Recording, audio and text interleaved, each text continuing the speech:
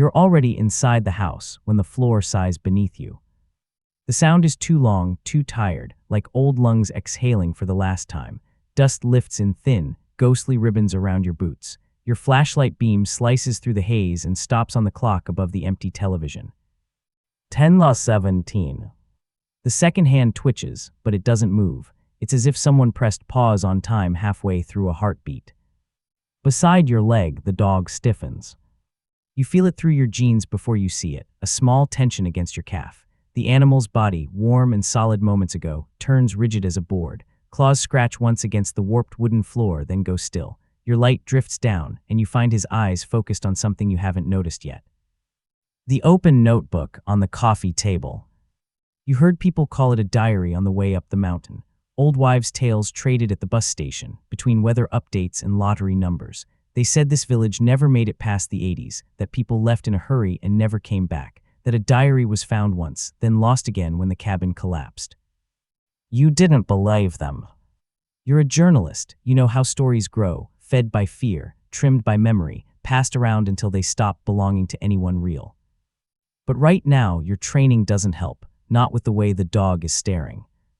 His lip peels back just enough to show a flash of tooth, not snarling, not yet, just a warning, like the first low roll of thunder before the storm finds its voice. You swallow, and the sound feels loud in this dead room. The living room looks like a photograph left too long in the sun, colors washed out, edges curled. A floral couch leans crookedly against the wall, its stuffing poking through faded fabric. On the low coffee table in front of it, an ashtray still holds the ghost of a cigarette, frozen mid-burn. The ash hasn't fallen. It balances on the edge as if the smoker might return and tap it off at any second. But the only thing moving in here is the dust. And the dog. Easy, you murmur, your voice coming out rougher than you expect. You didn't plan to bring him. You met him halfway up the mountain road, a rib-thin mutt with one torn ear and eyes too intelligent to be wandering alone. He followed your rented jeep through the village outskirts, trotting along the side like he had been waiting for you. You told yourself you didn't need distractions.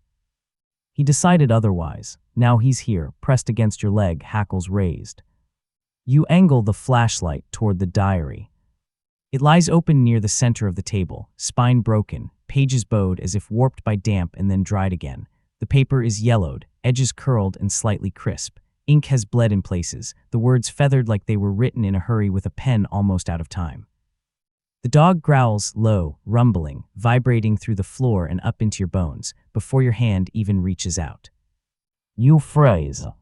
His eyes have shifted. He's not looking at you or at some unseen threat outside, but at a specific place on the page, not the top, not the middle.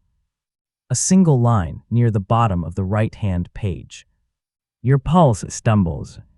The village brochure you printed last week crowds into your memory. It had been cheap, an amateur layout of washed-out photographs and clip-art fonts, but one line stuck with you. Time stopped here on October 17, 1984. You lift your wrist and glance at your watch. October 17, not 1984. You don't know why you check the year 2, as if expecting to see a 4 where there should be a 2. The numbers stare back calmly, indifferent to your unease. Still, the air in the room feels too thick, as if it has been sitting unused since the day that brochure was printed. You step closer. The floor creaks again, louder this time, a tired protest. Somewhere in the house, something small and dry falls, plaster maybe, loosening from the ceiling. The sound echoes down a hallway you haven't explored yet. You ignore it. Your world narrows to the book. The flashlight glare makes the ink gleam wet for a moment before your eyes adjust. The handwriting is careful, looping, the kind of cursive teachers used to force kids to practice for hours. You recognize dates on the left side, 10/12/84, 10/15/84. The dog's growl deepens, then cuts off suddenly, like someone has pressed mute. He shifts his weight, pressing against you, head lowering until his nose almost touches the page. You haven't read a word yet. You realize that with an odd, slow clarity. You're holding your breath, hand hovering above the book, but your eyes have only taken in shapes, lines, curves, no meaning. The meaning reaches you from somewhere else first. From the dog. His nostrils flare. A soft whine escapes him, high and thin, nothing like the warning from a moment ago. It resembles grief more than fear. His tail, which had been a stiff brush, sinks between his legs. His entire body folds slightly inward, as if something heavy has been placed on his back. You haven't turned the page, you haven't flipped anything. Still, you feel like you're already too late. Your fingers finally make contact with the paper. It is cooler than it should be, smoother than you expect for something that sat through decades of mountain winters and summers, like someone opened this room just this morning and swept away all the years between. You drag the diary closer. Ink scratches across your vision, pulling your gaze from the top of the page. October 17, 1984. Your throat goes dry. The diary entry continues, the words tilting down the page in an increasingly frantic slope. You start reading from the beginning. You've done this before, with evidence, with statements, with old letters. Usually your mind stays split, part of you absorbing the story, part of you cataloging details, framing angles, already drafting a headline. Not this time. This time, each word feels like a footstep, like you're moving down a hallway you can't see the end of, even though you're standing still in this chokingly quiet room. They say the village will be cleared tomorrow. The sirens came again today, and the dog would not stop barking. Your eyes flick to the animal at your side. He's frozen again, muscles taut. Only his eyes move, tracking each line as though he understands language differently, as though he recognizes it in the tilt of the lines, the pressure of the pen. You read on. I hear the trucks at night. Mama says it's just the wind, but the wind doesn't smell like diesel. The dog knows. He stands at the door whenever they pass. He growled at you today, the one with the notebook. I don't trust you either. You're not from here. You said you would write about us. Your brain stutters. You stumble over that one word. You. Ink doesn't speak in the present. You know that. This is just a coincidence, the way people use the second person when they're angry or scared or writing about strangers. You meaning them, not you. Your pulse doesn't care about semantics. It thumps against your ribs, hard enough that you feel it in your teeth. You go back, read the sentence again. He growled at you today, the one with the notebook. The dog's head lifts slowly. His gaze shifts from the page to your chest, to the small reporter's notebook tucked into the inner pocket of your jacket. You haven't taken it out yet. Your fingers brush the cover instinctively, checking its presence. You feel the familiar texture beneath your knuckles, the indent where your pen usually sits, an object you've carried into dozens of crime scenes, disaster zones, press briefings, an object that doesn't belong here, in a diary entry from 4 decades ago. The dog whines again, a tiny, helpless sound that doesn't match the sharpness of his gaze. You flip back a page, then another. The dates skip, October 10, September 29. Each entry small, cramped, filled with the voice of someone trying to hold on to normal details as something unnamed creeps closer. Complaints about school, gossip about neighbors, mentions of a brown dog that follows the writer everywhere. Then a line halfway down a page. The dog keeps staring at the road, like he remembers something I don't. You hadn't noticed it the first time your eyes skimmed across. You notice it now. Your own dog, that strange, stubborn shadow that appeared on the roadside this morning, pulls away from you. Only a step, but enough to break the contact of fur against your leg, enough to make the room feel suddenly, absolutely, unbearably empty. He circles the table, nails click against the wood. He stops beside the far edge, where your flashlight beam thins. In the dim outer ring of light, his head tilts, as if listening to something beneath the floorboards. The clock above the television ticks once. You look up sharply. It hasn't moved. The second hand still hangs between numbers, halfway through a motion it never completed. But you heard it, a tiny, traitorous click that doesn't belong in a frozen moment. A breeze shifts the curtain. You hadn't opened a window, you're sure of it. The air should be stagnant here, sealed in with the dust. Instead, the thin fabric trembles, lifting just enough to let a shaft of fresher light cut across the room. You follow it with your eyes. It lands on the far wall, over a framed calendar. October 1984. Every square is blank except one. The 17th is circled in red, the ink thick and jagged, as if the hand that drew it had trouble stopping. You look back at your watch. 10:17.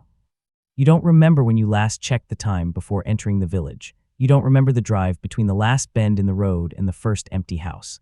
The day blurred into a series of practical concerns: signal dropping on your phone, the engine straining on steep climbs, the way the trees thinned as you got higher. The moment you crossed the village boundary, everything felt quieter. You assumed it was the altitude. The dog presses his nose to the floor near the table leg and sniffs insistently. Then he looks at you and gives a sharp, urgent bark. It echoes in the small room, bouncing off walls papered in patterns you recognize from photographs of other people's childhoods. It sounds wrong here, like modern noise in an old film.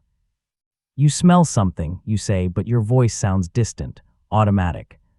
He barks again once, then backs away from the spot. His eyes refix on the diary, on the bottom of the page you haven't read yet. Your hand trembles as you lower your gaze. The last lines of the entry are written more heavily, the pen digging into the paper. You can see where the nib scratched and hesitated, leaving little dots of ink like a stuttering heartbeat.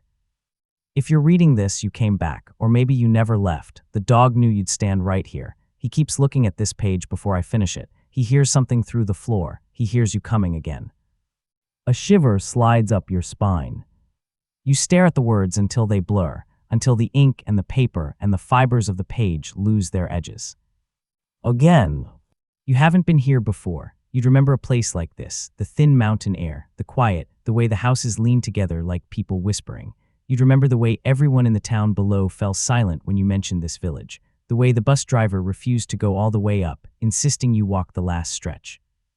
You would remember the dog. Wouldn't you? Beneath your boot, the floor gives a tiny, warning crack. You step back instinctively. The dog jerks his head toward the hallway. His ears flatten, then twist toward some distant sound you can't hear yet. The fur along his spine ripples like a disturbed field of grass. Okay, you whisper, more to yourself than to him. We're done in here. You reach for the diary, intending to close it, to mark the page, to fold this moment into something manageable and safe. Just words, just ink, just history. Before you touch it, the dog growls again.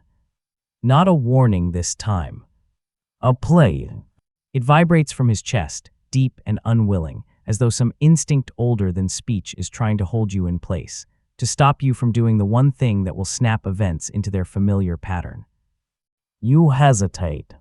Your fingers hover above the edge of the page. Shadows slide across your knuckles as the curtain flutters again, though the air feels no cooler.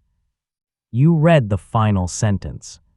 Don't go into the hallway when you hear the second knock. This time, stay with the dog. Silence stretches, thin and brittle. You don't hear knocking.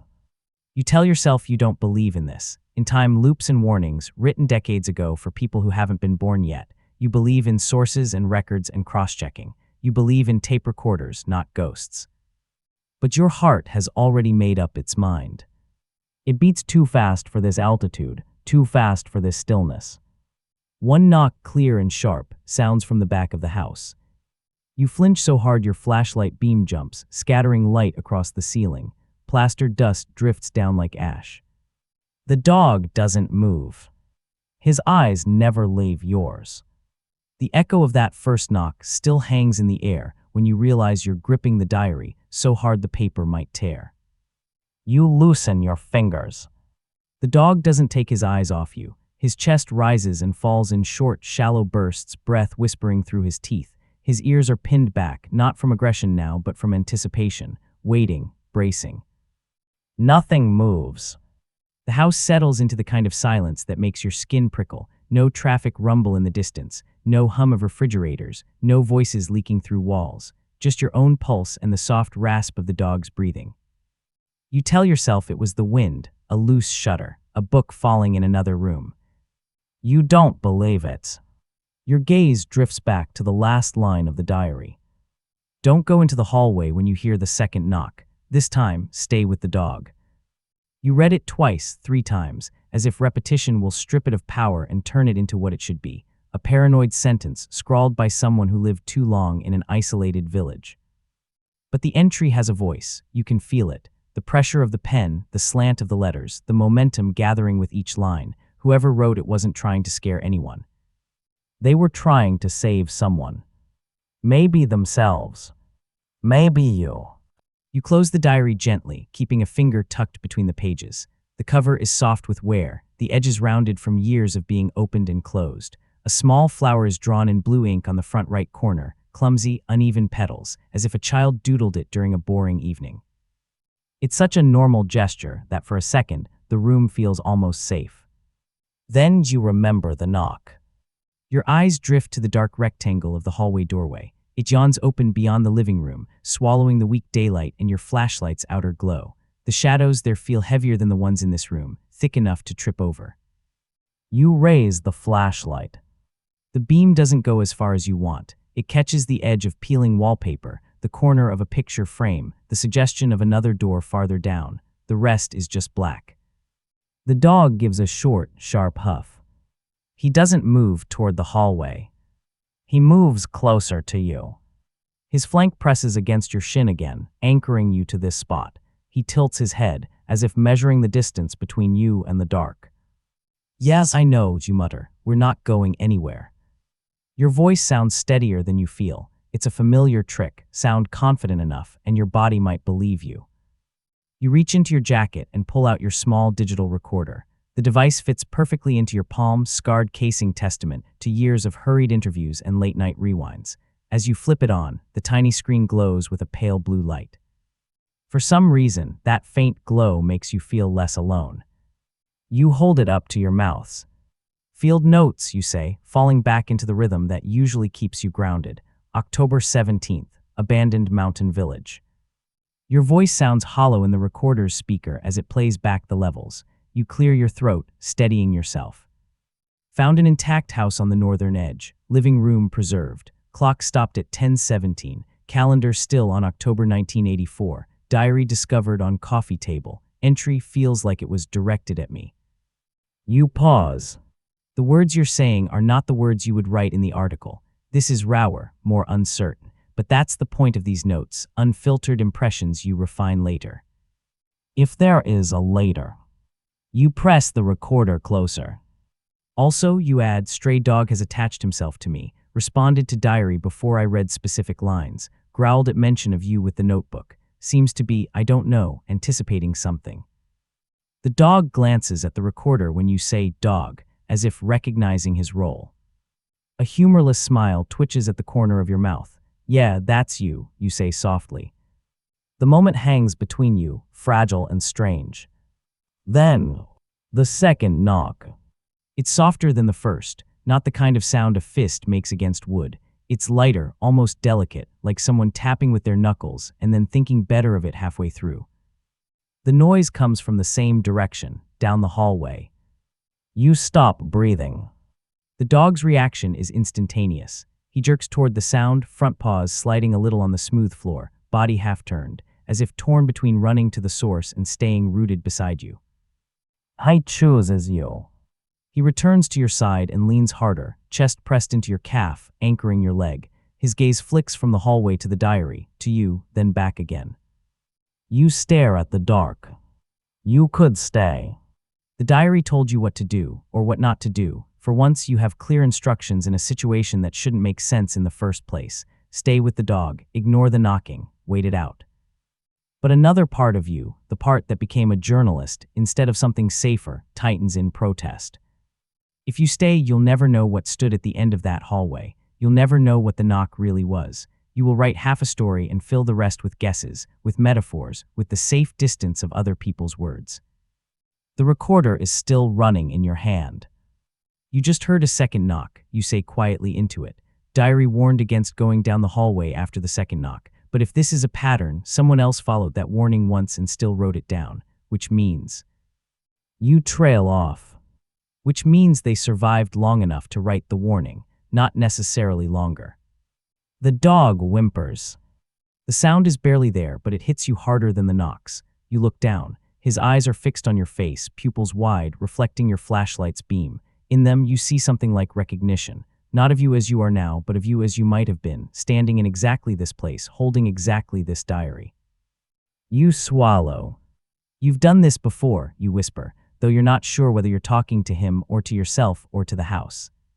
The air feels different now, thicker, heavier. It rests on your shoulders like a weight, urging you down, urging you to sit, to wait, to stay in the narrow corridor of safety the diary drew for you. You remember stories you've covered where people ignored warnings. Flood zones where locals taped signs to streetlights that tourists laughed at before driving through rising water. Evacuation orders brushed aside until the fire line was visible from front porches.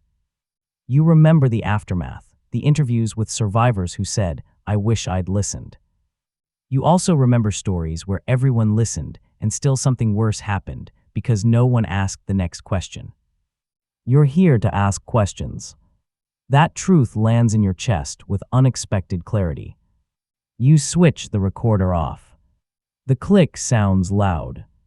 "You're not going to like this," you say to the dog. His ears flick toward you. You tuck the diary under your arm, keeping your finger in the page. You don't know why you feel compelled to hold onto that entry, but the idea of closing it completely makes your skin crawl, as if shutting it will snap some tenuous link you're not ready to test. You take a step toward the hallway. The dog doesn't move at first. His brain seems to need a moment to decide whether to follow obedience or instinct. Then something in his posture shifts. He heaves a small breath as if resigned and pads after you. You stop just short of the threshold. The difference in the air is immediate. The living room smells like dust and stale cigarettes, old fabric and the faint tang of metal from your flashlight. The hallway smells colder, older, the scent of damp plaster in closed spaces. Underneath it all, a faint trace of something chemical, cleaning supplies maybe, from a time when someone still cared about keeping this place presentable. Your flashlight beam wobbles slightly as you angle it into the dark. The first few steps of the hallway emerge, scuffed floorboards, wallpaper patterned with thin vertical stripes and faded flowers. On the left, a narrow console table holds a ceramic bowl filled with keys and coins, a coat rack still bearing a gray jacket shrugged onto one hook. Everything looks ready for someone to come back at any moment. No one has. You cross the threshold. The dog hesitates for half a heartbeat, then slips in behind you, staying close enough that his whiskers brush the back of your calf every few steps. The temperature drops by a few degrees. Goosebumps rise along your forearms. You're suddenly acutely aware of your own sounds, the rustle of your jacket, the creak of the floor, the faint jingle of the dog's collar.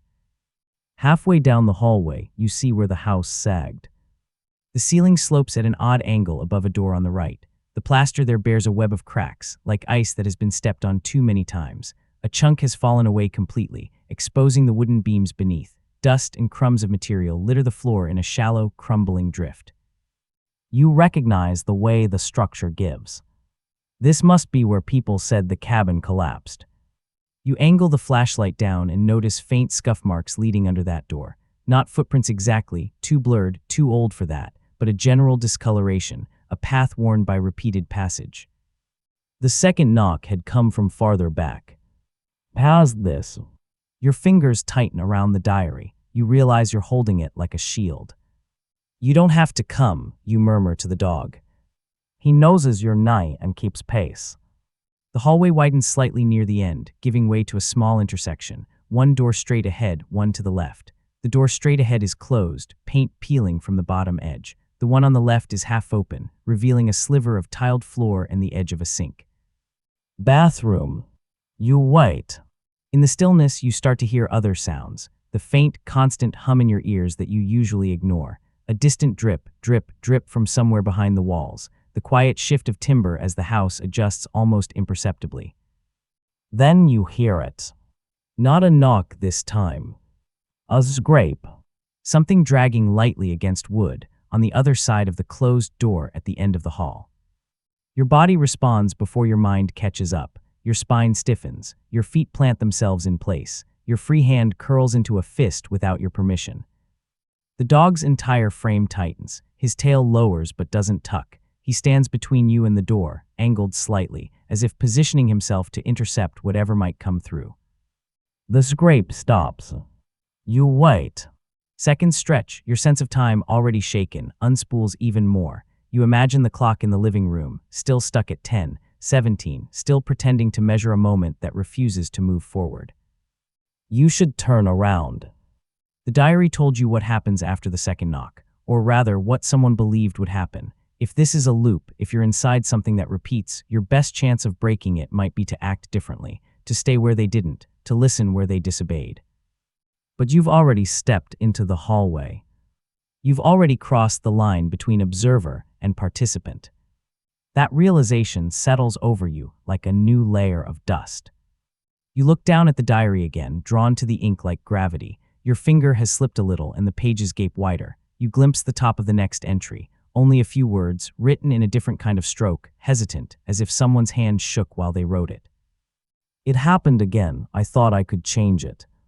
Your mouth goes dry. You snap the diary shut. Nope, you say out loud, surprising yourself with the firmness in your voice. The dog flicks an ear toward you. You slide the diary into your bag, its weight settling against your hip. Whatever is in those later entries, you're not ready to read it yet. You already have enough to manage. The first warning, the knocks, the way the dog seems to move half a beat ahead of you, like a person who's heard this song before. You're going to find the source of that scrape. You aren't sure if the decision is courage or stupidity, but the moment you make it, something inside you clicks into place. The waiting is worse than whatever might be behind that door. You raise your free hand and reach for the handle. The metal is colder than the rest of the house. Not just cool from disuse, but cold in a way that makes your fingers ache immediately, as if you've plunged them into snowmelt. You grit your teeth and wrap your hand around it anyway. The dog emits a low sound, not quite a growl, not quite a whine, a protest thick with memory. You turn the handle. It moves easily, no resistance, no creak. It's been opened and closed too many times for that. The latch releases with a soft click. You pause at the edge of the moment. This is it. Once you open this door, you can't pretend this is just a story you're collecting.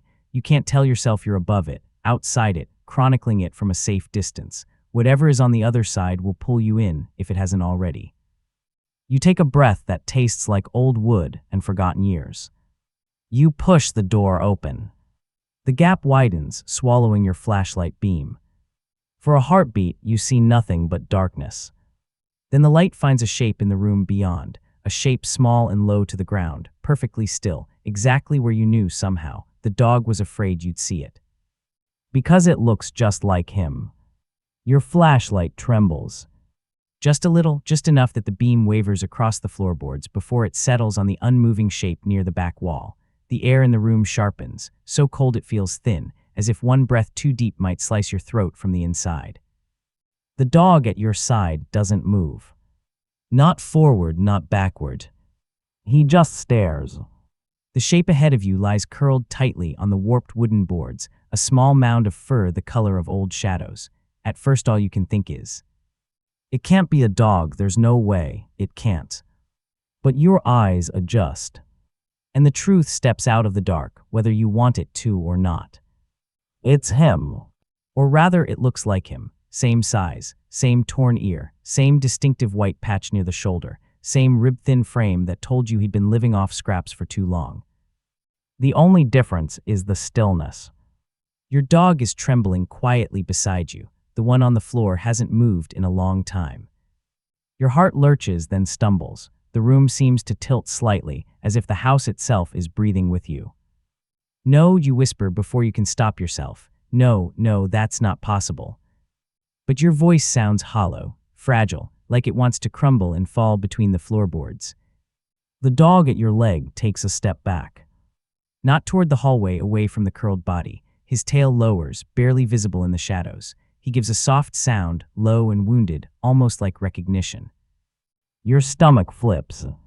Your fingers tighten around the flashlight until the plastic casing creaks. You can feel the edge of the diary digging into your side through your bag. You resist the urge to open it again, terrified you'll find your own name scrawled somewhere inside, or worse, something about this room. This dog. You clear your throat, though your voice feels locked behind your ribs. Hey, you whisper louder this time to the dog at your side. Stay close. He doesn't answer, of course, but he presses against your shin again, grounding you. It's the only thing that feels real in this moment. You force your legs to move. One step. Another. With each one the smell changes. Not rot, thank God, not decay, just the cold scent of dust and trapped air, the faint tang of mildew from the warped boards near the wall. You nail. Your knees hit the floor too hard. Pain shoots up your leg, but you barely notice. The dog-shaped body doesn't respond. You shine the light on its face. It's him. Your dog. But not breathing. Not blinking. Not alive. Except something's strange. The fur isn't matted the way a long-dead animal's would be. The body hasn't slumped into the boards. There's no sign of collapse, no stiff, awkward angle of limbs. Instead, it lies curled tightly, like an animal that simply lay down for a nap and never rose again. It looks recent, but not fresh. Like it's been preserved, held in place. Held in time. Your breath slips from your lungs in a shaky stream. Your gloved fingers brush the edge of the fur. It's cold. Not death cold, not frozen. Cold like the room, untouched, unchanging, unbothered by years that should have passed. You flinch back instinctively. Behind you, your dog gives a sharp, distressed whine. You turn. He isn't looking at the body. He's looking at you. Not in confusion or fear or warning. In despair. The emotion hits you even though dogs aren't supposed to show it this clearly. His eyes shine wet. His tail droops so low it nearly brushes the floor. His whole posture collapses inward, and suddenly you understand what's wrong. He's trembling not from fear, but from recognition. Not of the shape on the ground. Of the moment. You swallow hard, your mouth dry. This happened before, you whisper. The words taste like dust and disbelief, but you know they're true. You don't know why or how or what that means, but the moment you say them, the dog lets out a tiny exhale, half relief, half heartbreak. Your flashlight flickers. The beam jumps across the room, landing briefly on a cracked window, a warped dresser, the dark seam of another door at the back of the room. And then on something you didn't see before. A second diary. It sits on a small stool near the far corner, half hidden under an old blanket. Not identical to the one you're carrying, this cover is darker, thicker, edges frayed like someone used it often. Your pulse kicks. You stand. Your legs feel unsteady, but you force yourself forward until you reach the stool. Dust clouds rise with each step, catching in your throat. You reach out, fingers brushing the spine. Then you freeze. Because the front cover has a name. Your name. Written in the same looping, careful handwriting from the diary in your bag. Your mouth goes numb. Your brain tries to reject it, to rearrange the letters into something familiar but not you. But the name stays the same, perfectly formed, perfectly legible, as if you wrote it yourself. You don't remember writing it. You don't remember being here before. But the dog does. Your hand moves toward the diary like it isn't yours anymore, like the room is pulling you by invisible strings. Behind you, the wooden floor groans. A slow, deliberate sound. You turn. The dog beside you stiffens. The dog on the floor dead, preserved, frozen in time, remains still. But the door behind you, the one that led into this room, has drifted an inch closer to closed. Not slammed. Not pushed. Drifted. As if someone walked past you quietly, as if the house itself shifted a fraction. You take a slow step backward. The boards creak again. The dog presses into your leg. Something in the air feels wrong, different from before, heavier somehow. The quiet in the house is no longer empty, but expectant, watching. You touch the second diary. It's colder than the first one. Colder than the floor. As cold as the doorknob had been. You open it. The first page is dated. October 17, 1984. Your pulse slams into your throat. You flip the page. Another entry. October 17, 1984, again. Your vision prickles with static. You're suddenly aware of the dog's breath against your ankle, quick, shallow, uneven. He nudges your calf once, hard enough to rock your balance, not trying to stop you, but trying to pull you back toward him. You ignore the ache in your chest and flip one more page. A third entry. If you're reading this, you've forgotten again. You stop breathing. The letters blur. Your skin crawls. You turn another page. A fourth entry, shorter. Don't let the dog die this time. Your hands go numb because the ink is smeared in places. Fresh smeared. As if someone wrote this recently.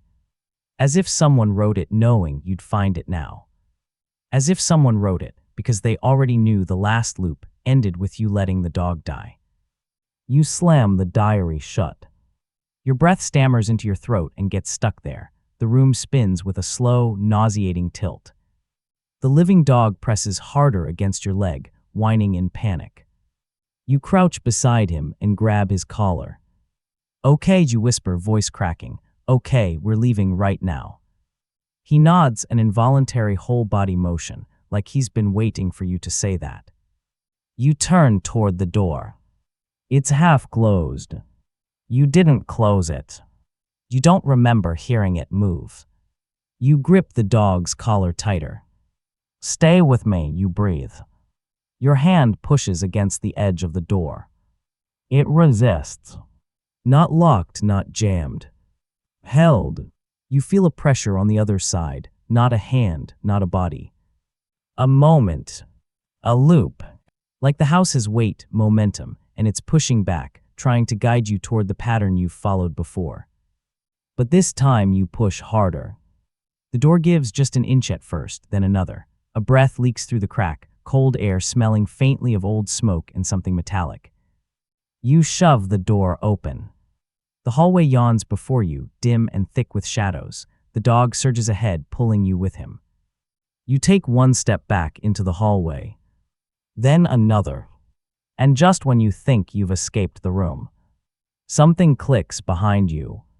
A tiny, soft sound. A sound you recognize immediately. A pen dropping onto wood. The sound of the pen hitting the floor is impossibly soft, just a faint tink of plastic against old wood, yet it slices through the hallway like a scream. You spin around so fast your flashlight jerks violently, scattering wild arcs of white across the walls. The dog barks once, sharp and panicked, the sound ricocheting down the narrow corridor like it's trying to find a way out. Your breath catches in your throat, then stops altogether. The door you pushed open hangs, slightly ajar. The room lies beyond it, dim and still. But the pen that just fell, it wasn't there before. A moment ago, the floor in that room was clear except for dust, old debris, and the body of the other dog. Your memory is sharp now, adrenaline scoured. You remember scanning the boards. You know that pen wasn't there. And yet, there it is. A small black pen, lying just inside the doorway, ink tip facing you, the body angled slightly as if it rolled a half-inch after hitting the floor. Your flashlight beam lands on it and glints off the metal clip. You feel your stomach twist. Because you recognize it. Not in a vague, "oh, that looks familiar" way. No, you recognize everything about it. The brand. The chipped paint near the top where you chewed it during a long interview 2 weeks ago. The faint scratch on the side from when it fell off your dashboard and skidded across gravel near the gas station. It's your pen. The one you thought was in your bag. Slowly, without taking your eyes off the pen, you unzip the outer pocket of your bag with your free hand. Your fingers search through the tangled mess of charger cables, receipts, and loose batteries until they find the elastic loop where your pen usually sits. Empty. Your breath comes out in a broken whisper. No, no, no, no, that's not. But the truth is sitting right there on the floor, undeniable. Your pen fell. Not in your world. Not during this attempt. It fell in another loop. Another you dropped it. And whatever was writing in that second diary. Whatever wrote your name in handwriting identical to your own. Whatever scribbled the entries about forgetting. Whatever warned you not to let the dog die. That version of you dropped this pen in the past. Or the future. Or whatever, again, means in a village that refuses to acknowledge time. Your dog bumps your leg. Hard. You twitch startled and your light jerks upward. The beam catches the cracked ceiling, the peeling wallpaper, the edge of the door. Everything looks normal. But everything feels wrong. The dog's body is tense, quivering. His eyes flick from the pen to you, then to the far end of the hallway, like he's trying to track 3 threats at once. You swallow hard. Okay, you whisper, voice shaking. We're leaving that room behind. We're not going back in there. The dog seems to agree. He nudges your leg again, more urgently this time, then turns toward the front of the house. His claws click as he starts down the hallway, glancing back every few steps to make sure you're following. You take one last look at the pen. Your pen. Then you force yourself to turn away. You step into the hallway fully, pushing the door closed behind you. It shuts with a soft, reluctant sigh, like the house is disappointed. You don't lock it. You don't want to know if it can be locked. You follow the dog, your flashlight beam steadying as you match his pace. Each step takes you farther from the frozen room, the curled body, the impossibly cold diary, the pen that should not be here. But even as the hallway widens and the air warms by a fraction, you feel the village holding on to you. Watching. Waiting. The dog reaches the living room first. He hesitates at the threshold, turning to look at you. His eyes are bright, alert, and scared. You've seen that expression on witnesses before, people who have survived something they can't explain yet. You step into the room. The clock still reads 10:17. The curtain still flutters, even though the windows are shut. Dust still floats in lazy spirals through a shaft of light that looks too perfect, too staged, like a photograph of a moment that keeps repeating because it doesn't know how to move on. You walk to the coffee table. The original diary remains where you left it. Open. Your finger marks the last entry you read. The page beneath it is blank except for the faint impression of letters pressed too hard from the next page, like someone wrote something deeply, desperately, and the pressure bled through the paper. You don't open that next page. Not yet. Instead, you force yourself to breathe. To think. You flip your recorder back on. Field notes, you say, and your voice sounds older than it should. Something is interacting with my presence. Objects are changing place. Time is repeating. Evidence suggests I've been here before.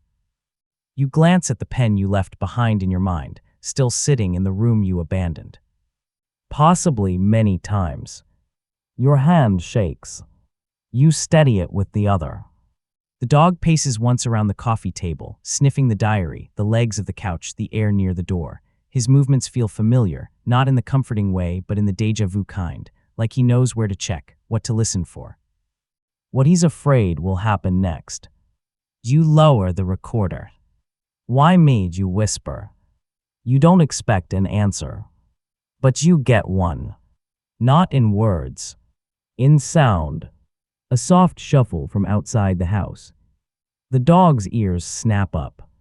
Your spine stiffens in a single electric line. You raise the flashlight and aim it at the nearest window. The glass is grimy, streaked with dust, but you can see the faint blur of daylight and the outlines of the sagging rooftops outside. Then, another shuffle. Closer this time. Not footsteps exactly. More like something brushing across the ground, slow, deliberate, dragging. You cross the room, careful not to kick up too much dust, and stop beside the window. The dog stands beside you, shoulder leaning into your shin. You wipe the glass with your sleeve. The view clears just enough to see the village square. Empty. Still. Frozen. Just like everything else. Then, something flickers at the far end of the street. Your breath halts. At first you think it's a trick of the light. Or dust. Or your own nerves feeding you phantoms. But no. Something is there. A figure. Standing near the collapsed cabin across the road. Head bowed. Shoulders hunched. Not moving. You hold the flashlight away from the window, afraid the reflection will give away your position, even though some part of you knows that whatever is out there already knows exactly where you are. The figure lifts its head. Slowly. Deliberately. The dog whimpers, a small broken sound that tears through your chest. You squint through the dirty glass, trying to make sense of the shape. It's a person. Or it looks like one. But the outline is wrong. The movements are too slow. Too smooth, like something remembering how to use a body. The figure takes a step. Another. Its head tilts strangely, as though listening. Then, it raises an arm. You freeze, because the gesture is familiar. Not from memory, from the diary. The dog growls at you today, the one with the notebook. Your fingers tighten around your bag where the diary sits. The figure points toward the house you're standing in, straight at your window. You step back instinctively. The dog backs away with you, nails scraping the floor. Your heart hammers against your ribs so violently you feel it in your throat. The figure's arm lowers. Then it turns and begins walking slowly, steadily, directly toward the front door. Not fast, not threatening, but with purpose. Like it knows you. Like it's been here with you before. Like it remembers all the loops you've forgotten. You grab the dog's collar. Your mouth goes dry. We're not staying here, you whisper. The dog nudges your hand urgently. You turn toward the back of the house. You have only one thought now. You need to get out before the loop closes again. You take a step toward the back door. Behind you, through the window, you hear the first knock. Not inside. Not in the hallways. On the front door. Then a pause. Then a second knock. Not haunting. Not hollow. Just patient. Expectant. Like someone repeating a script. Someone who's done this before. Someone waiting for you to open it. The second knock fades into the silence like a stone sinking into deep water. You don't breathe. The dog doesn't either. It isn't fear that stops you. Fear has a pulse, a rhythm, something alive and desperate. This is different. This is recognition. Not yours. His. The dog leans forward just enough to place his body between you and the front door. No growl, no bark, just a quiet, determined barrier. The hallway behind you seems to shrink, the walls pressing closer, the air thickening with the weight of something waiting. A third sound breaks the silence. Not a knock. A scrape. Slow. Measured. Moving along the front door's wood grain. Your skin crawls. The dog presses harder into your leg, his muscles trembling, tail tucked low, not in fear, but in an ancient instinct that tells him the thing outside the door is not something he can outrun. You whisper, unable to help yourself. We're going out the backs. The words barely escape your throat. The dog flicks his ear toward you, then toward the rear of the house. One pass. One chance. You grab the diary, your recorder, your bag, anything you can hold without losing precious seconds, and start moving. You do your best to keep quiet, but every step feels deafening in the stillness. The dog helps by guiding you, not pulling, not dragging, just shaping your movement with practiced certainty. Like he's led you through this route before. You pass the couch, the frozen clock, the coffee table with the open pages. The curtain at the window flutters again, though there is no wind. Something tenses in your chest. You glance at the front door. The gap at the bottom darkens, there's a shadow there, moving. You force yourself not to look again. The dog nudges your calf, urging you toward the kitchen. The back of the house feels different. Even before you enter, you sense the air changing, a faint echo of outside, less heavy, less stale, less frozen. You step into the narrow kitchen. Time held this room too, but not as tightly. The table is set with mismatched plates. An orange from decades ago sits collapsed into itself like a deflated balloon. A chair has fallen over, lying on its side as if abandoned mid-motion. But the most important thing is the back door. It's unlocked. The bolt hangs sideways, not rusted shut or jammed. A faint breath of cold mountain air seeps in from the crack along the frame. You grip the handle. The dog's breath brushes your ankle, fast and nervous.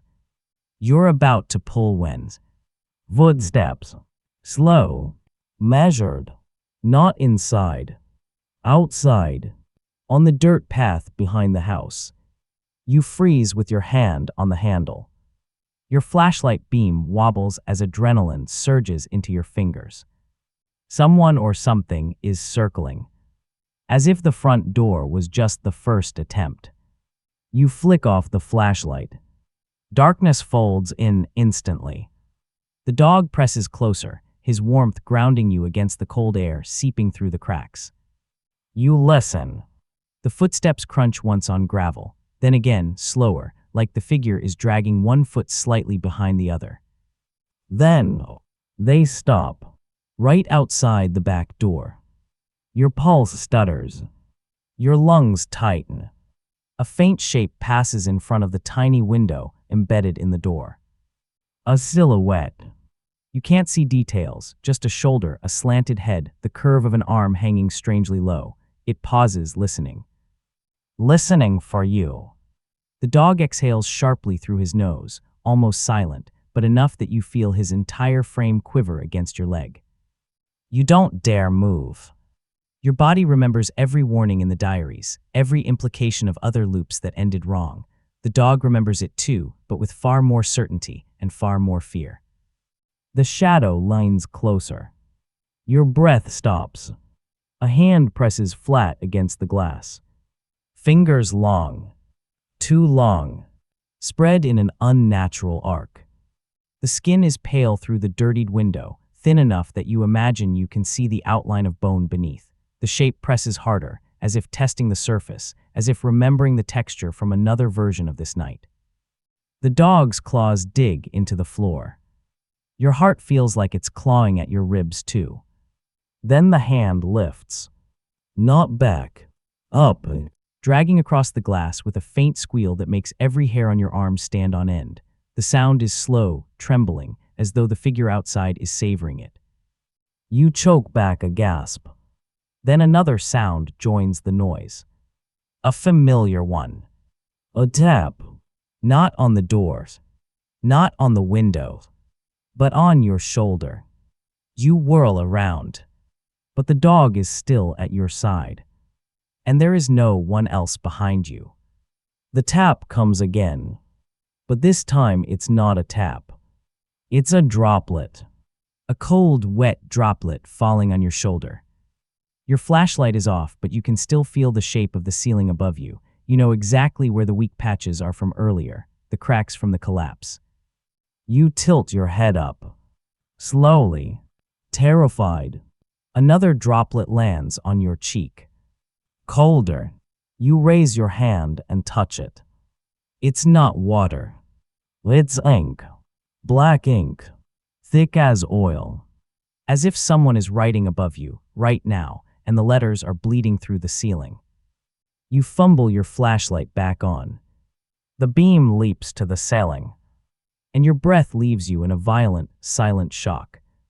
Because the cracks overhead aren't cracks anymore. They're letters. Words. Freshly scrawled across the plaster. Ink still dripping. Some of them incomplete, some smeared, some trembling like they were written by a shaking hand. But you recognize the handwriting instantly. It's yours. All of it. Dozens of overlapping sentences. Some readable, some repeating, some frantic. Not this time. You forgot again. He dies if you go left. Don't trust the shadow. Don't open the door. Don't open the door. Open the door. The dog whines sharply. Then his gaze snaps downward. At the back door. The shadow outside moves. Then, a hand closes around the doorknob. Slow. Deliberate. As if it already knows you're on the other side. The dog lunges, barking loud, sharp, desperate, throwing himself between you and the door. The knob turns. The metal squeals. Your lungs lock. Your legs stop obeying. There is only one instinct left. You have to run. Not out the front, not out the back. Into the village. Into the maze of a place that remembers you more than you remember yourself. The dog growls deep and primal and nudges your leg hard again. Move. Move. You bolt toward the side door you noticed earlier, a narrow pantry exit, half hidden behind a shelf, a forgotten escape route never meant to be used. The dog is already ahead of you, pushing it open with his shoulder. You dive through as the back door begins to creak inward behind you. And just before you lose sight of the kitchen, you hear a voice. Soft, uncertain, half-formed, like someone trying to learn how to speak your language. Agains. The door shudders open. You don't look back. Cold mountain air slams into your lungs so hard you choke on it. You stumble out of the narrow pantry exit, boots skidding on loose gravel. The world outside hits you in a single, overwhelming rush, thin wind slicing across your face, faint echoes bouncing between empty houses, the sharp scent of pine carried down from the ridge. You expect sunlight to feel comforting. It doesn't. It feels thin, like it's passing through something before it reaches you, a filter, a memory, a loop. The dog bolts a few steps ahead, then turns, barking sharply, calling you forward. You run. Your legs move without coordination at first, like you're learning how to use them all over again. Fear does strange things to your body. It compresses time, stretches space, blinds your senses until all you can feel is the pounding of your own heartbeat. The houses blur around you, crooked wooden frames, boarded windows, collapsed roofs leaning like broken ribs. Every shadow feels like an opening. Every alley feels like a trap. The village square lies ahead, a wide stone clearing, ringed by abandoned buildings and a rusted playground. But before you reach it, a sound cracks through the air behind you. The back door slams open. The dog growls mid-run, ears flattening. He pushes himself between you and the direction of the house, guiding you off the main path and toward a narrow side alley. You don't ask questions. You follow. Your lungs burn, your legs scream. The backpack slams against your spine with every stride. You clutch the diary through the fabric, your only anchor, your only proof that what you're living isn't madness but repetition. Repetition you still don't understand. You reach the mouth of the alley.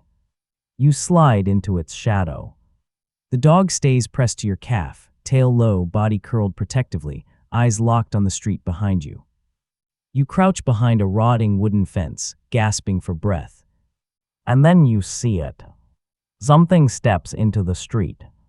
Slowly, quietly, you recognize the silhouette instantly. The figure from outside the window, moving with the same slow, deliberate, near-human rhythm. But there's something new. It's turning its head, scanning, searching, not shapeless anymore. The light catches it, just enough to give you details you wish you didn't see. Skin stretched thin, jaw uneven as if broken once and never healed right. A neck too long as if someone stretched it to see farther. Arms dangling at sides, fingertips nearly grazing the ground. Not a monster, not a ghost. Something stuck, something half-shaped by memory. Something wearing the outline of a person you might have once known. The creature tilts its head, and you swear for a moment that its attention shifts toward your alley. The dog stiffens. A low rumble forms deep in his chest. Then, something else moves. Not near you. Not behind you. On the other side of the village. A second silhouette. Then a third. Shapes walking between houses. Shapes emerging from collapsed porches. Shapes stepping out of doorways that had looked sealed shut. Every one of them moves with that same slow, remembering motion. Every one of them searches. Your mouth goes dry. This isn't one creature. The loop doesn't trap just you. It traps them. Over and over. Whatever these things were, people, villagers, shadows, echoes, they've been stuck repeating the same night, the same fracture in time for decades. You grip the dog's collar, grounding yourself with the shake of his breath. You whisper so quietly you barely hear it. What happened to this place? The dog doesn't answer. But he turns. Not toward the creatures. Toward something else. Something behind you. a structure you passed without noticing during your panic. Small, rectangular, half buried in creeping vines. The old bus stop shelter.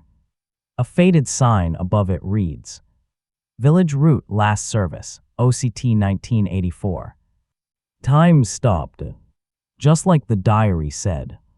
The dog noses the shelter's door, an old sliding pane that barely holds onto its track.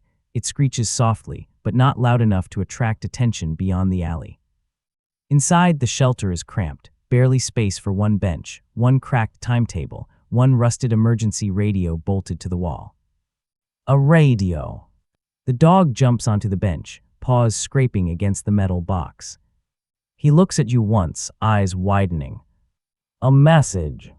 He wants you to hear something. You pull the radio from the wall. The cable snaps easily, wires exposed like brittle veins. Dust coats every inch of it. You twist the dial. For a moment, all you hear is static. White noise that rattles your nerves and shakes the hollow part of your chest. Then, a voice. Weak, warbling, distorted by decades of looping through bad circuitry. If anyone hears this, your heart stops. You lean closer. The dog inches closer too, ears high. The village trapped the incident, repeating. The speaker crackles violently, nearly blowing out. Your skin prickles. You've heard voices of people moments before death, moments before disaster. This voice is different. This voice isn't dying. It's stuck. This message is for whoever comes next. You won't remember the first time. Your hand slips. The radio almost falls. Your breath stutters. Follow the dog, he remembers. Only he remembers. The dog shifts uneasily. His head presses against your arm, shaking. As if the voice is familiar. As if he's heard it before. As if he's heard himself in it. The voice continues, glitching. If you've already found the diary, then the loop is active. The figure at the door is the first one trapped. Don't let him. Static cuts in, swallowing the rest. You slam your hand against the radio. Come on, give me more. The radio shrieks. Then clears. Then delivers one final whisper. You must find where it began, the collapsed cabin basement. That's where your memory lives. Then silence. Total. Dead. The dog looks toward the collapsed cabin across the village, ears pricked, body trembling. He knows the place. He's been trying to guide you there since you arrived. But as you stand to leave the shelter, the world shifts. Not physically. Not visually. It shifts in the way a stomach drops just before a fall. Because you realize. The creatures have stopped searching. Every head, those elongated, brittle shapes, has turned toward the bus stop. Not fast. Not jerking. Just slowly. In unison. Like marionettes pulled by the same thread. One of them lifts an arm. Another takes a step. Then another.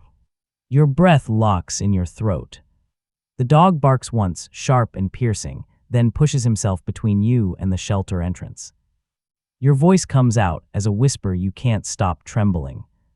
We shouldn't have turned on the radio. The creatures begin moving. Not rushing. Not stumbling. Approaching. As if they finally heard the message too. As if they know a new loop has started. As if they know exactly where you are. The dog tugs at your sleeve. Run. Now. But there's only one direction left that isn't blocked. Toward the collapsed cabin. Exactly where the message told you to go. Exactly where the diary hinted your past lives have gone. Exactly where your memory waits. You sprint. The dog keeps pace at your side. Behind you, the creatures flood into the street. Shuffling, dragging, whispering something you can't yet decipher. Not words. Sounds. Choked syllables. Echoes of a language broken by time. Your chest burns. Your legs feel like splinters. Still you run. The cabin looms closer. Twisted beams jutting from earth like ribs, roof sunken inward, doorway half blocked by debris. The dog slips through the gap first. You follow, dropping into the dark, narrow hollow beneath the floorboards. A crawl space. Deep, cold, breathing with the chill of stone. The dog barks urgently. Something's down here. You lift your flashlight, and the beam lands on a wooden trapdoor, carved into its surface. Faint but unmistakable. Are letters scratched by fingernail or knife, or something much more desperate? Again, again, again, again. And beneath them, 2 words. Your name. Not carved once. Carved dozens of times. Layered. Stacked. Scraped until the wood splintered. Your breath freezes. Your hand reaches for the trapdoor handle. And stops. Because something moves behind you. A whisper. A breath. A figure dropping into the crawl space. One of them found the gap. The dog snarls, baring his teeth. The creature stretches its hand toward you. Reaching. Remembering. Expecting you to make the same mistake. Again. You don't have time to turn. You don't have time to think. All you have is instinct, raw, ancient, electrified instinct, and the dog's warning snarl tearing through the dark like a blade. The creature drops the last few inches into the crawl space. Its limbs fold unnaturally on impact, as if joints bend where they shouldn't. Its head tilts in a slow, deliberate arc, first toward the dog, then toward you. You feel it before you see it. The shift in air. The heaviness of a trapped breath. The electric, skin-prickling awareness of being seen by something that has seen you many times before. Your pulse hammers against your ribs. The dog lunges first. He leaps forward, barking with a ferocity you've never heard from him, wild, protective, primal. His teeth snap inches from the creature's elongated hand. The creature recoils, not in fear, but in memory, as though it recognizes this exact moment. This exact dog. This exact fight. Just like before. Just like every time before. Your throat tightens, but your hands move, fast, frantic, certain. You grip the trapdoor handle. It's cold metal, colder than the room, colder than any winter you've ever felt. The cold bites through your skin instantly. You pull. The trapdoor groans, wood splitting, hinges grinding, but it lifts just enough to expose the black opening beneath. A void. A place the villagers sealed. A place the loop protects. A place you must reach. The dog snaps again, driving the creature back a few inches. But the creature doesn't retreat, it's adjusting, calculating, remembering how this fight usually ends. You glance back. The creature's jaw unhinges with a dry crack. It breathes your name. Not formed properly. Not shaped fully. Just a sound thick with dust and time. Y-O-U. The dog barks, lunging with his full weight, and slams into its chest. The creature stumbles. You don't hesitate. You shove the trapdoor open with both hands and drop into the dark. You land on cold earth, shoulders slamming against stone. Pain erupts through your arm, but you twist quickly to free the space above you. The dog follows, scrambling, sliding, falling beside you with a soft thud. The trapdoor swings shut with a muffled thump above your head. Darkness swallows everything. Total. Absolute. For one horrifying second, you can't breathe. The air is too dense, too cold. It feels like the atmosphere itself thickens, as if time is slower here, solidifying around your lungs. The dog presses against you, shaking violently. You fumble for your flashlight. Your fingers slip on the switch once. Twice. Finally it flickers. A thin beam stabs into the dark. You exhale shakily. You're in a stone chamber. Rough walls. Rusted pipes. Dust hanging like old breath. The air tastes metallic, as if the ground itself remembers blood. The tunnel ahead slopes downward, steep, narrow, carved by hand or desperation. The dog stares into it, ears pricked, tail stiff. He knows this path. You swallow hard. You've been here, you whisper, haven't you, before me? He looks back at you, something in his eyes softening, acknowledging, pleading. A memory lives in him that does not live in you. You don't have time to ask what happened last time. A thud hits the trapdoor above. Dust rains down. Another thud. Heavier. The creature, trying to break through. The dog growls low, the sound reverberating through the chamber. You turn into the tunnel, climbing downward. With every step, the air cools further. With every breath, the dog presses closer. With every footfall behind you, the past begins to breathe. After 20 feet, the tunnel opens into a second chamber. Your flashlight beam swims over. Row after row of photographs, pinned to the stone. Hundreds of them. Maybe thousands. Your lungs seize. The dog whines quietly, tail dropping. Every photo is dated. Then, 1984 again. 1984 again. 1984 again. All the way up to 1984, 21st time. 1984, 34th time. 1984, 57th. 1984, 73rd. 1984, 104th. Your skin crawls so violently you feel it in your teeth. Each photo shows the same place. The village. The collapsed cabin. The front porch. The hallway. The living room. Repeated loops. Taken by someone who understood the only way to measure time here was by counting the failures. The dog walks forward, slow, reluctant, toward a table at the far end of the chamber. A table covered in notebooks. Not diaries. Not journals. Notebooks exactly like yours. Your brand. Your habit of number stamping the corners. Your sloppy lowercase g. Your ink grooves. You pick one up with trembling fingers. Your name is on the inside cover. So is a number. Attempt 42. Your vision blurs. You flip through the pages. They're filled with frantic notes, red ink, blue ink, pencil scribbles, maps of the village, drawings of the creatures, sketches of the dog, instructions, warnings. Pages you don't remember writing. Pages you know deep down you did write. And then, a final message. Scratched so deep the paper nearly tore. You died in every loop without HIM. Your heart stops. He saved me, you whisper. The dog nudges your leg once. A tiny gesture. Soft. Steady. You flip to the next page. Another message. Written in your handwriting. The loop reset when you die, only when he does. Your breath collapses inward. Your flashlight flickers. You turn another page.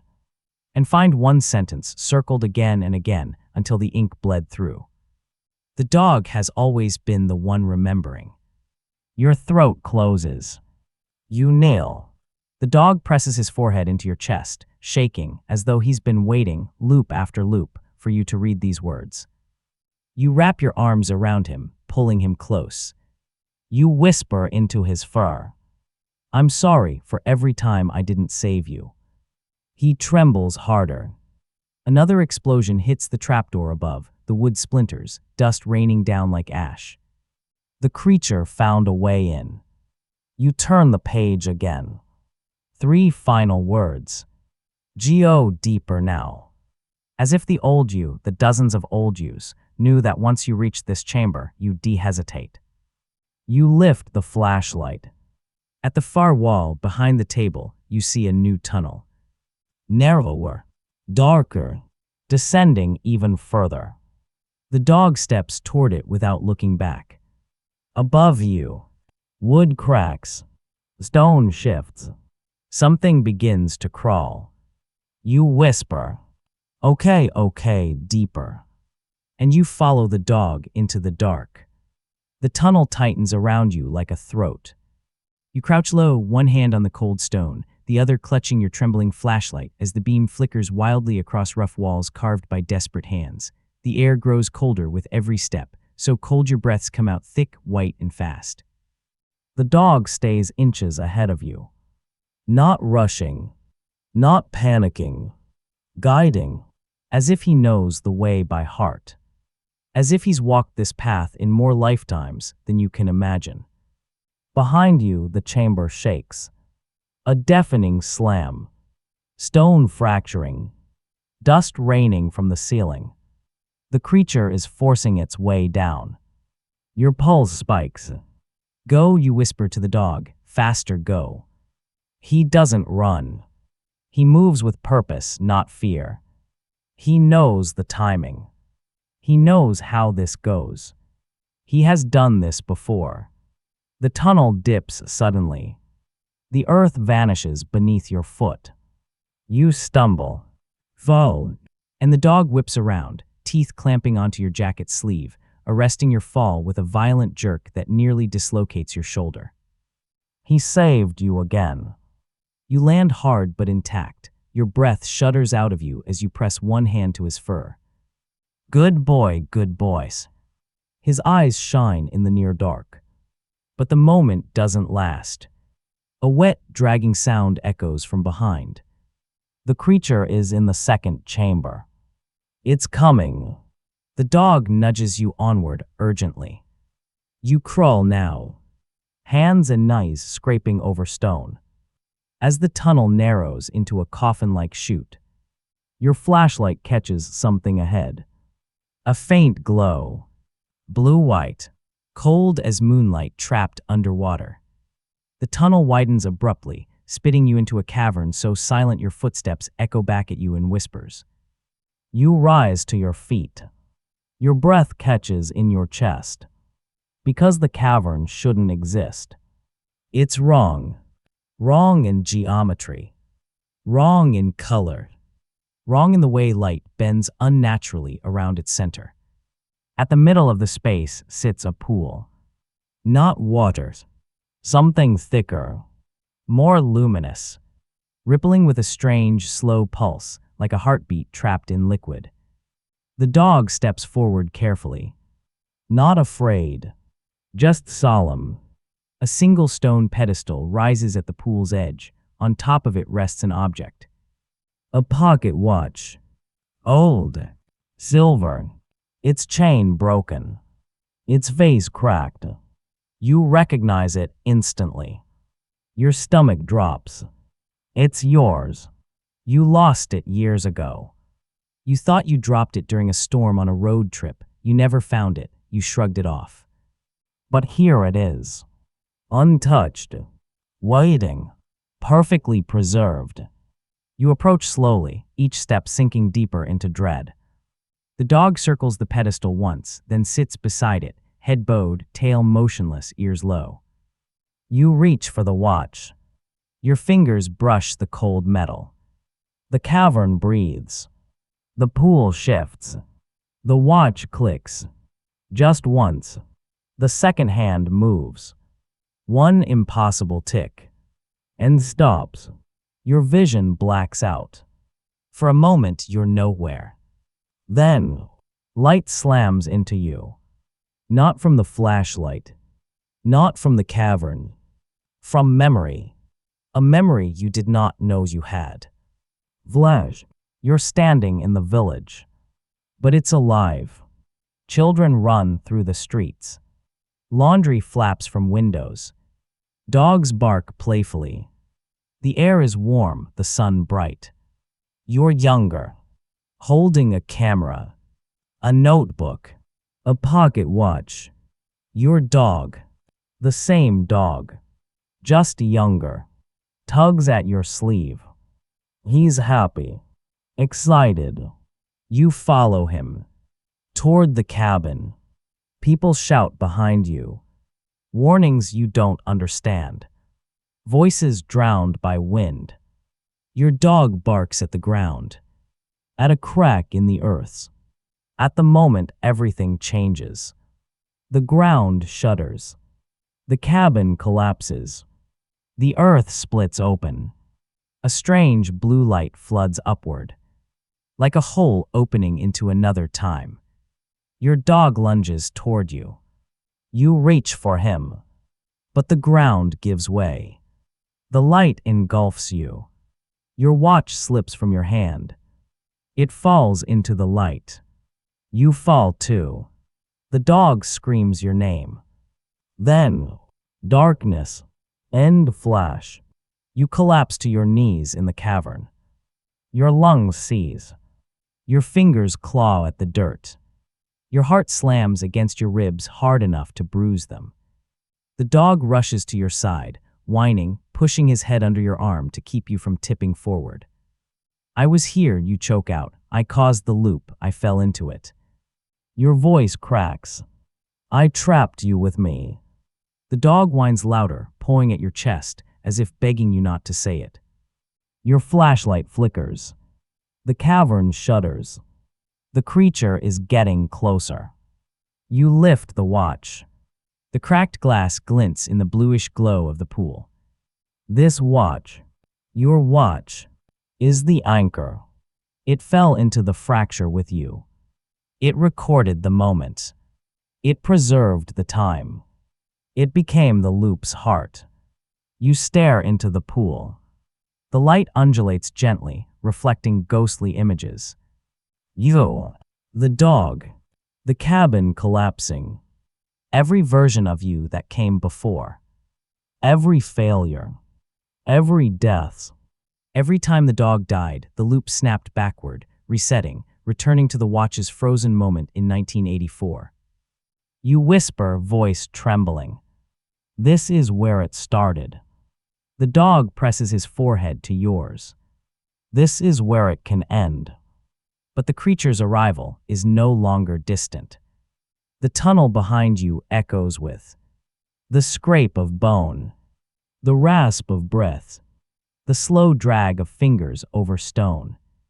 Closer, closer, closer.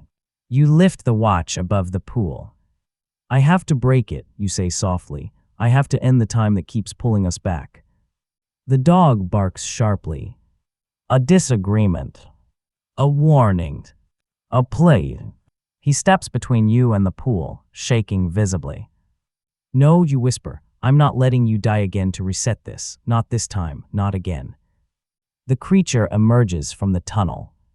Twisted. Broken. Breathing your name in that warped, choking attempt at speech. Yo, you. The dog snarls, deep and guttural, placing himself between you and the creature. You look down at the watch. It's light in your hand. Too light.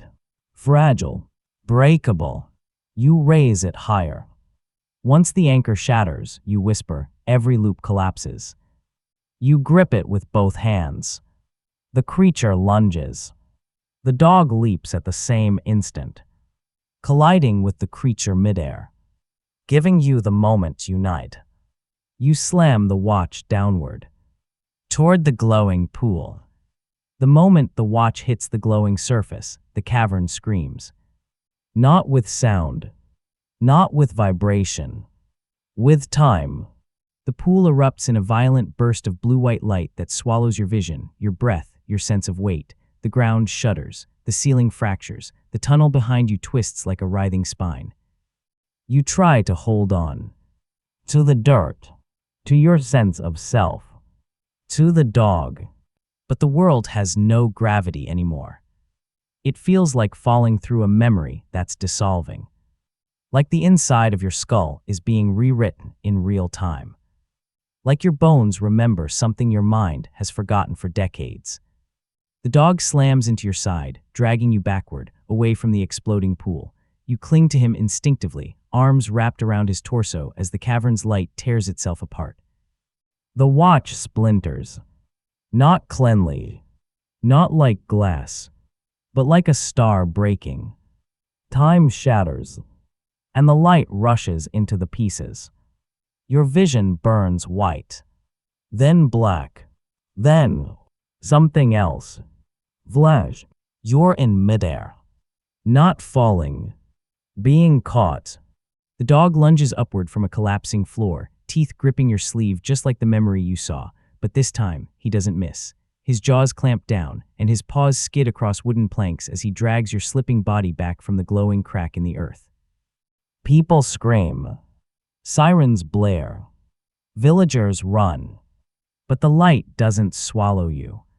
Not this time. This time the dog pulls you to solid ground. This time the watch falls alone.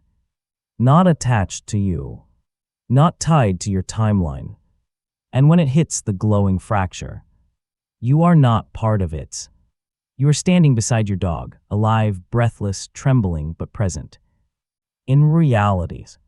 In 1984. Vlaj. White. Pain. Silence. Vlaj. You're older again, your present self. Kneeling beside the dog as the fractured cavern collapses inward, the pool sloshing violently, its light dimming like a dying star. The creature stumbles toward you, but its movements warp, distort, collapse like a mirage losing form. Its elongated limbs shorten. Its head bows. Its shape folds in on itself like a punctured balloon of shadow and skin. You watch it shrink, whimper, and collapse, until nothing remains but a faint smear of light that dissipates like smoke. All around you, the chamber unravels. Photos peel off the stone walls. Notebooks lose their ink, pages whitening. Carved warnings fade like dust blown off a window. The loops are dying. Every attempt, every failure, every death, erasing, not forgotten, released. You stagger to your feet as the dog nudges your leg, barking once, sharp, insistent. We've got to get out, you gasp, now. The tunnel shakes violently, stones crashing from the ceiling, shards of earth plummeting around you. You shield the dog with your body as you sprint through the sloping passage, lungs burning, heart exploding in your chest. The tunnel squeezes around you. Dust chokes the air. Walls crumble. But the dog never hesitates. He leads. He always led. You follow him upward through the shrinking corridors. Toward the trapdoor. Toward the crawl space. Toward the cabin. You burst upward. The dog leaps ahead of you. And you tumble out into blinding daylight as the world behind you collapses with a roar. Not the muted, echoing sunlight of the loop. Not the frozen, dusty half-light of a trapped timeline. Real light. Warm. Gentle. Alive. You collapse on the ground outside the ruined cabin, coughing hard as fresh air fills your lungs like medicine. The dog circles you twice, frantic, whining, nudging you with his head as if taking inventory, making sure every piece of you made it out. I'm okay, you choke out, grabbing his fur. I'm okay, you did it, you saved us. He barks once, sharp, proud. Then the world begins to ripple. Not violently. Softly, like a curtain unraveling. Because the village, the frozen houses, the broken fence, the empty streets, all of it wavers. You watch in stunned silence as colors return. Not bright but soft pastel. The sky deepens from gray to a clear mountain blue. The boarded homes straighten. Grass grows where dust once lay thick. A breeze stirs the air gently. Birds call from somewhere beyond the ridge. The village is breathing again. Alive again. And at the center of it all, the cabin knits itself into place. Not fully, not instantly, but enough. A door stands where debris once lay. A roof with missing tiles. A window half restored. The fracture is gone. The time wound has closed. Your old watch, is nowhere to be seen. The dog sits beside you, tail sweeping the grass, gaze fixed on the resurrected cabin with a calmness that borders on reverence. You rest your forehead against his. "It's over," you whisper. For the first time, the words feel real. The sunlight warms your face. The wind tastes like pine instead of dust. No footsteps. No knocking. No loopings. Just breath. Just life. Just the present. You close your eyes. And for the first time since you stepped into this village, you remember everything, without it hurting. The sunlight settles gently on your skin, warm in a way you haven't felt in years or lifetimes, depending on how you count them. The wind carries the smell of pine and damp earth instead of dust and decay. For the first time since entering this village, you feel present. The dog sits beside you, close enough that your shoulder brushes his warm fur with each slow breath. He's not trembling anymore. The taut, haunted energy that lived in his bones through every loop is gone. He's just a dog. Alive. Tired. Free. You rest a hand on his neck. He leans into the touch with a soft sigh. For a moment, just a moment, you let your head fall back and breeze, really breeze.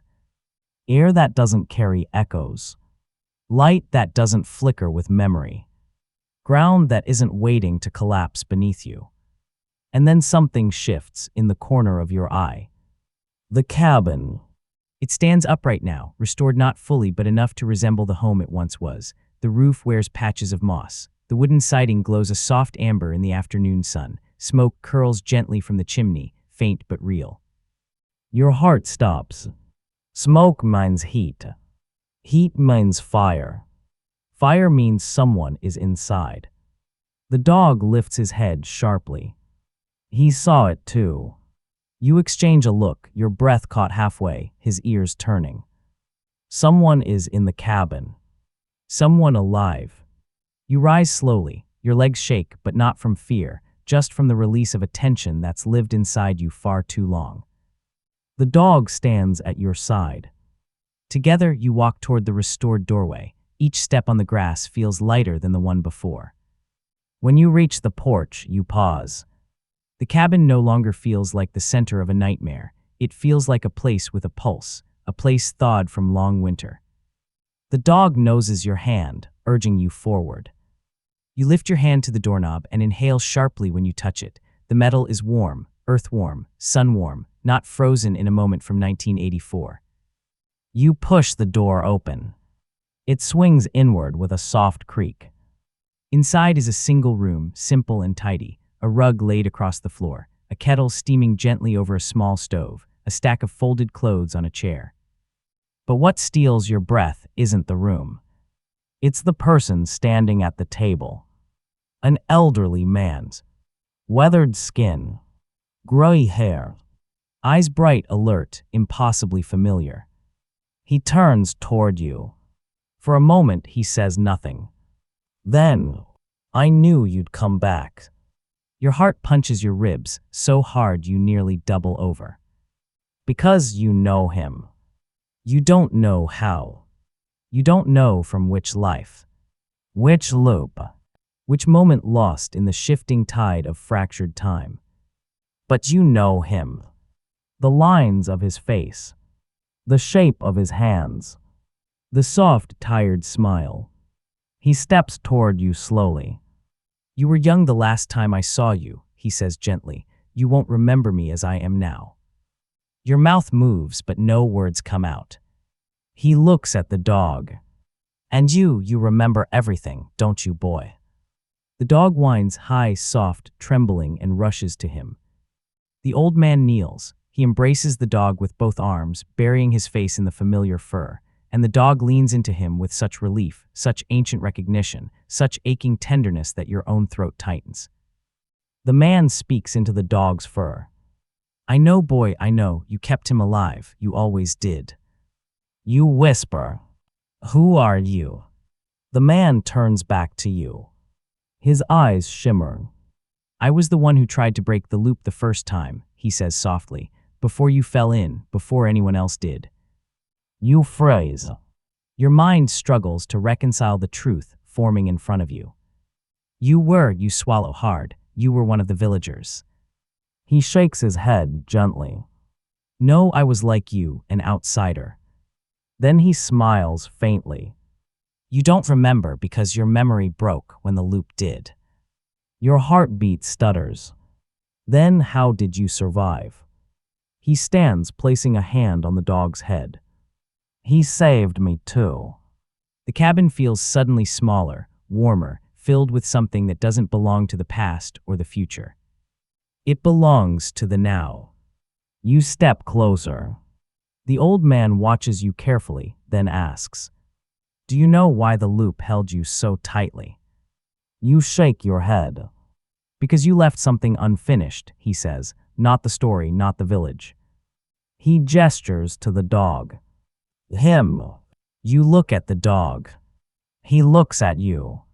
And everything clarifies. The dog died in loop after loop after loop, pulling you back, anchoring you to unfinished time.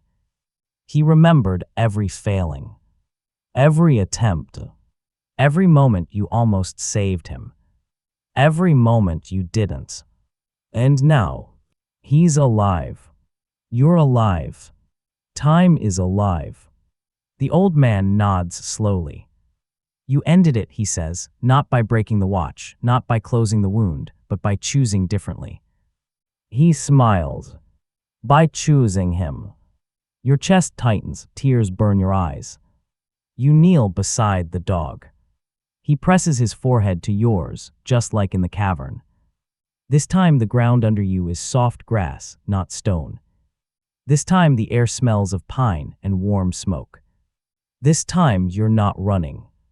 You're not trapped. You're simply here. The old man steps back. I won't stay long, he says quietly. The world has a way of reclaiming what it almost lost. He nods toward the door. As for you two, go, live. Don't let this village become your only story. You stand slowly. What about you, you ask. He smiles a sad, peaceful smile. I have one last loop to step out of, he says. Mine. Before you can speak, he lifts a hand, a farewell, and turns toward the hearth. And as you watch, the sunlight brightens. The cabin blurs.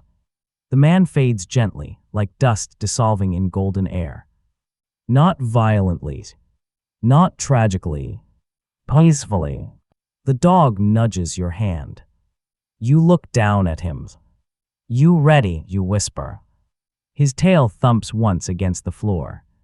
You step out of the cabin. The breeze ruffles your hair. The dog trots beside you, alive and alert. The village no longer lanes with sorrow. It no longer waits. It no longer holds you. It breathes with you. Together you walk down the mountain path as daylight warms the world ahead. No loops. No echoes. No warnings. No again. No again. No again. Just one moment. Your moment. The dog nudges your leg. You smile. We go forward, you say softly. And for the first time in a very long time, time moves with you.